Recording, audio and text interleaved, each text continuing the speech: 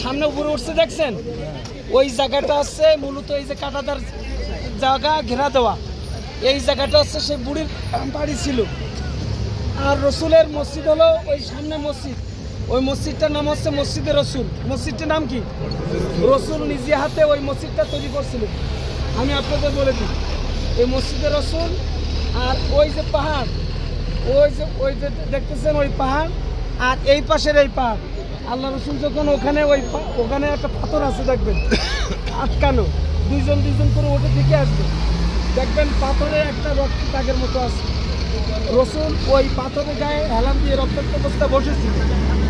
আর ওই একটা বড় একটা দেখতেছেন আপনার পাথর, নিচে দেখেন দুটো ছোট পাথর দিয়ে আটকানো, দুটো বড় একটা পাথর, ছোট দুটো পাথর দিয়ে আটকানো। এই ওই পাথরটা চাইছিল খেলাই দিয়ে রসুলকে হত্যা করবো ওই জায়গায়, কিন্তু জিবরিল এসে ওই দুটো পাথর দিয়ে আটকা দেয়। সেই আটকানো অবস্থায় আজও পর্যন্ত আছে, কথা বুঝতে পারছেন?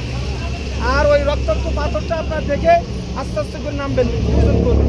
আর এই বুড়ির বাড়ি এখন আপনাকে বুড়ি বাড়ি উঠবেন, দেখবেন বুড়ি বাড়িকে বুড়ির বাড়ি উঠে এখানে চলে আসেন। যারা বুড়ির বাড়ি যাবেন দ্রুত থেকে চলে আসেন। আর যারা যাবেন না আমার সাথে আসেন, যারা যাবেন না এখানে।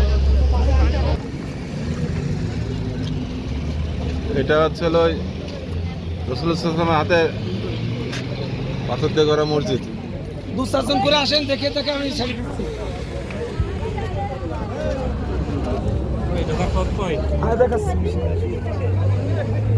जिसको देखा हो गया भाई और देखा हो गया फाइट दीजिए के সুযোগ দেন। দেখা যায় এই যে রক্ত দাগ এখানে দেখা যাচ্ছে।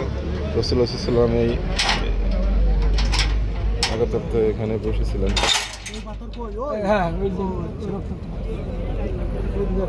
সাথে দেখা হয়ে গেছে, দেখাইছে দেখা হলে নিচে নামে না অন্য সুযোগ দেবে। সামনে এই দেখেন রক্ত, এই টুবিয়ালা মাথার সুযোগ অন্য সুযোগ দেন। দেখাচ্ছি এই যে এই পাথর, এই যে লোক